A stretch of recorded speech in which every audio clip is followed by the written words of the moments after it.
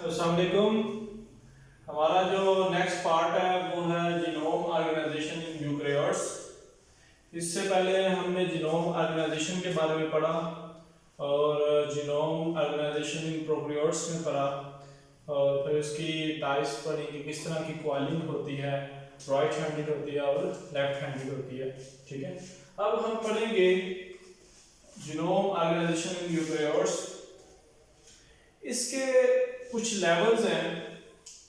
जिस तरह ये पैकिंग होती है, इसके 4 लेवल्स हैं। जिस तरह ये पैकिंग होती है, हम बारी बारी जो है वो सारे लेवल्स को पढ़ेंगे। सबसे पहला लेवल है binding of DNA with histone proteins. ठीक है, तो सबसे पहले जब जीनोम ऑर्गेनाइजेशन होती है यूकैरियोट्स में, तो जो सबसे पहला लेवल है वो होता है ये कि डीएनए जो है वो हिस्टोन प्रोटीन के साथ अटैच होता है। ठीक है, उसके बाद दूसरा लेवल है beaded structure coil to form 30 nanometre fibre. ठीक है, इसके बाद मजीद उसकी कंपैक्शन हो जाती है और ये कंडेंस होकर 30 नैनोमीटर फाइबर बना लेता है। वो कैसे बनाता है वो आगे हम पढ़ेंगे। ठीक है, उसके बाद तीसरा लेवल जो आ गया, fibre form looped domain attached with non histone proteins. अब वो जो फाइबर 30 नैनोमीटर है वो क्या करेगा, वो प्रोटीन के साथ अटैच होकर, नॉन हिस्टोन प्रोटीन के साथ अटैच होकर लूप्ड डोमेन बना लेगा। ठीक है, वो किस तरह बनाएगा वो भी हम पढ़ेंगे आगे। उसके बाद जो लास्ट वाला लेवल है उसमें है looped domain required to produce metaphase chromosome. और एंड पे सबसे जो फाइनल शेप उसकी आती है, जो आपके मेटाफेज में आपने क्रोमोसोम की शेप पढ़ी थी, या जिस तरह की शेप होती है मेटाफेज में, उस तरह का क्रोमोसोम जो है वो फाइनली हमें मिलता है। सही है, तो हम स्टार्ट करते हैं सबसे पहला level binding of DNA with histone proteins. उसमें सबसे पहला जो पॉइंट है वो क्या होगा, न्यूक्लियोसोम फॉर्मेशन। सबसे पहला जो पॉइंट है इसमें न्यूक्लियोसोम फॉर्मेशन है। ये आपने 9th में भी पढ़ा होगा, एफएससी में भी पढ़ा होगा आपने कि न्यूक्लियोसोम फॉर्मेशन किस तरह होती है। ठीक है, न्यूक्लियोसोम फॉर्मेशन में बेसिकली जो प्रोटीन्स होती हैं, जो हिस्टोन प्रोटीन्स होती हैं, पहले मैं उसका बता देता हूँ। ठीक है, हमारे पास 4 तरह की हिस्टोन प्रोटीन्स हैं, H2A, H2B, H3 और H4। ठीक है स्टूडेंट्स, हमारे पास ये चार जो है ये हिस्टोन प्रोटीन है। ये क्या करेगी, ये चारों हिस्टोन प्रोटीन्स अपनी एक एक कॉपी बना लेती हैं। ठीक है, जब उनकी एक एक कॉपी बन जाती है तो ये डबल हो जाती है। ठीक है, तो जब ये डबल हो जाएगी तो ये टोटल जो है वो 8 प्रोटीन हो जाएंगी। ठीक है, और इस 8 प्रोटीन्स को कहते हैं ऑक्टामर प्रोटीन। अब न्यूक्लियोसोम फॉर्मेशन में जो कोर होता है वो इन 8 प्रोटीन पर मुश्तमिल होता है। ठीक है, इन 8 प्रोटीन पर हर प्रोटीन की एक कॉपी मौजूद होती है। ठीक है, और इसके गिर्द डीएनए अपने आप को रैप कर लेता है। ठीक है, डबल कॉइल, इसके अंदर डीएनए जो है वो अपने आप को रैप कर लेगा। वो मैं आपको शेप बना देता हूं।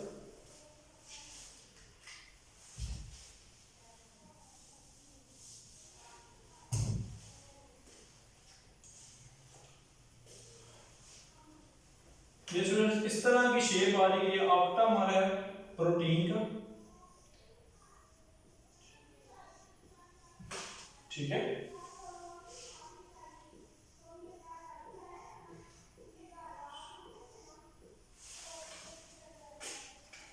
अब डीएनए क्या करता है, डीएनए इसके इर्द गिर्द रैप आउट कर लेता है अपने आप को।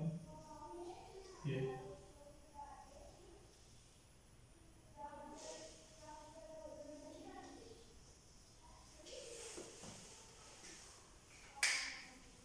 इस पूरे एक बीड को, इस पूरे पूरे एक बीड को, इस पूरे एक बीड को न्यूक्लियोसोम कहते हैं। ठीक है, ये भी हमने पढ़ा।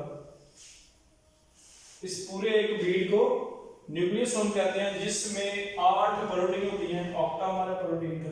ठीक है, और इसके ये जो आपको रेड रेड नजर आ रहा है, ये डीएनए जो है अपने आप को रैप कर लेता है, और इस रैपिंग में जितने न्यूक्लियोटाइड बेस पेयर यूज होते हैं वो होते हैं 147 बेस पेयर। इस रैपिंग में जितने डीएनए में न्यूक्लियोटाइड बेसिस यूज होती हैं वो होती हैं 147। ठीक है,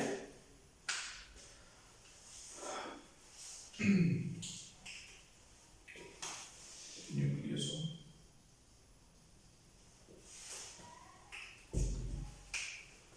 अच्छा, इसका न्यूक्लियोसोम फॉर्मेशन की समझ आ गई। न्यूक्लियोसोम फॉर्मेशन में ऑक्टामर होता है प्रोटीन का, जिसके इर्द गिर्द डीएनए ने रैप किया होता है। ठीक है, और ये ऑक्टामर कैसे बनता है? जब ये 4 प्रोटीन, 4 हिस्टोन प्रोटीन्स अपनी अपनी एक कॉपी बना लेती हैं तो ये ऑक्टामर बन जाता है। उसके बाद दूसरा point, protein are positively charge. ठीक है, अब ये जो हिस्टोन प्रोटीन है, जो ऑक्टामर है, ये जो हिस्टोन प्रोटीन है, इनके ऊपर पॉजिटिव चार्ज होता है। ठीक है स्टूडेंट्स, उसके बाद तीसरा पॉइंट है linker DNA. Linker DNA, linker DNA क्या होता है? अच्छा, मैंने अभी जो शेप बनाई, ये 2 बीड्स को जिस डीएनए ने लिंक किया दरमियान में, नजर आ रही है आपको स्ट्रिंग? ठीक है, ये दो बीड्स को जो डीएनए लिंक करता है इसको कहते हैं लिंकर डीएनए। ठीक है, ये बेसिकली होती प्रोटीन है, टोटल 5 प्रोटीन होती हैं, 4 वो जो इस ऑक्टामर में आ गई। ठीक है, और एक वो होती है जो लिंकर डीएनए बना रही होती है। ठीक है, जो दोनों बीड्स को जोड़ती है आपस में। ठीक है,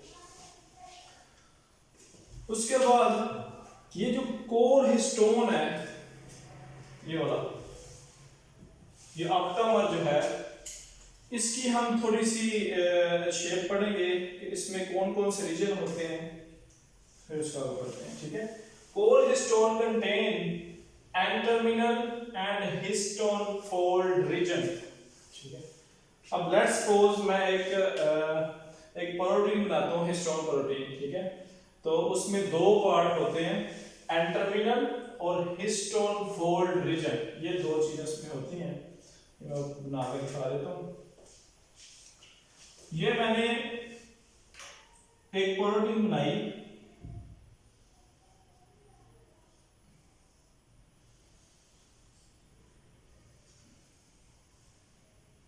उसकी शेप कुछ इस तरह से होती है। ठीक है,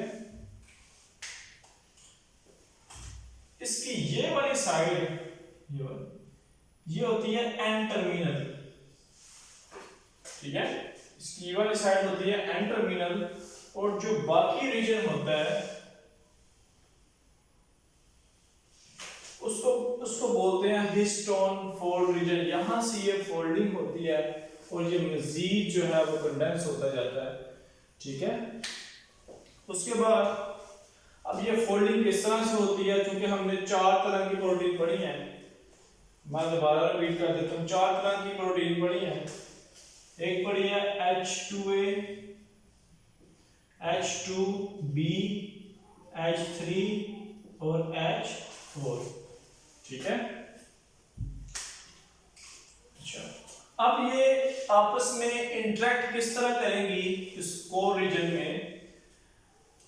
H2A H2B के साथ इंटरेक्ट करेगी।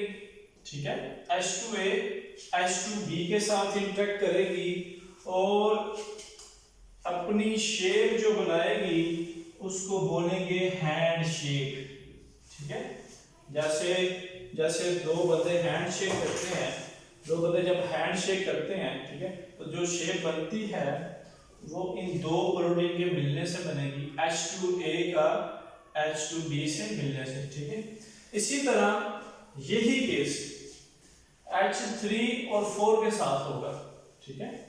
जिस तरह H2A H2B से मिलकर इंटरेक्शन कर हैंडशेक बनाएगी, इसी तरह H3 H4 के साथ मिलकर हैंडशेक बनाएगी, सही है। उसकी शेप मैं बना देता हूँ।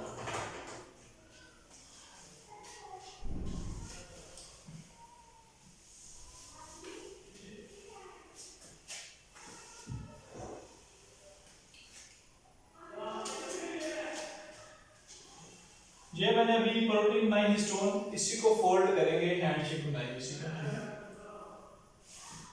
ठीक है।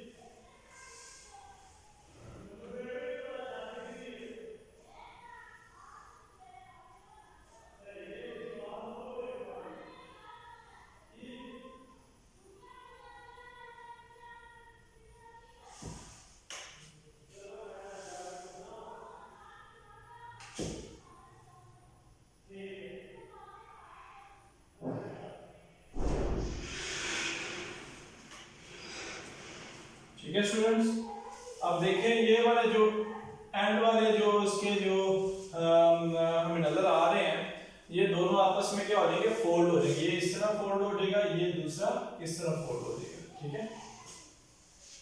ये आपकी फर्स्ट करें H2A है, ठीक है। अब H2B भी बना लेते हैं, वो भी इसी तरह बनेगी, ठीक है।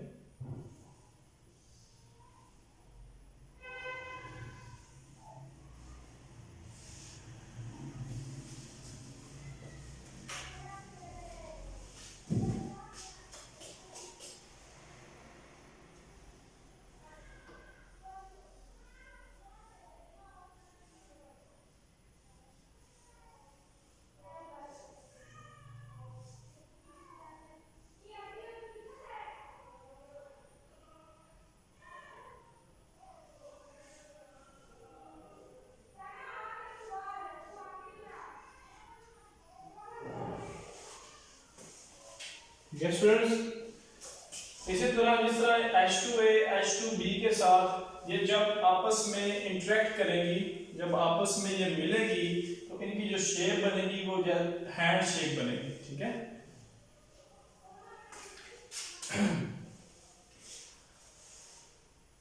अब मैं शुरू से थोड़ा सा इस पॉइंट को दोबारा रिपीट कर देता हूँ ताकि आपको इसकी जरा वाज़ेह समझ आ जाए।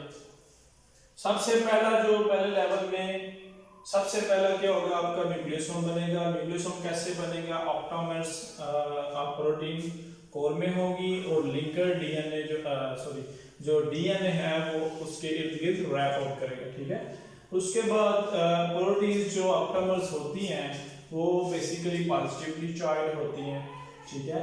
उसके बाद जो हमारे पास न्यूक्लियोसोम आया था, ठीक है, वो अगर 2-3 वो बीड्स की शक्ल में होगा और 2-3 बीड्स जब आपस में लिंक होते हैं, वो जिस चीज़ के जरिए लिंक होते हैं, जिस स्ट्रिंग के जरिए लिंक होते हैं, उसको लिंकर डीएनए कहते हैं, ठीक है। अब जो कोर हिस्टोन प्रोटीन्स हैं, जो ऑक्टामर है प्रोटीन का, उसकी हम थोड़ी सी शेप पढ़ेंगे, किस तरह वो जो है फोल्डिंग करते हैं। तो जो 4 तरह के प्रोटीन्स हैं, H2A H2B H3 और H4। अब जो H2A और H2B है ये आपस में इंटरेक्ट करेगी और H3 और H4 जो है वो आपस में इंटरेक्ट करेगी और दोनों की शेप इस तरह बनेगी जैसे हैंड शेक करता है इंसान, ठीक है। ओके।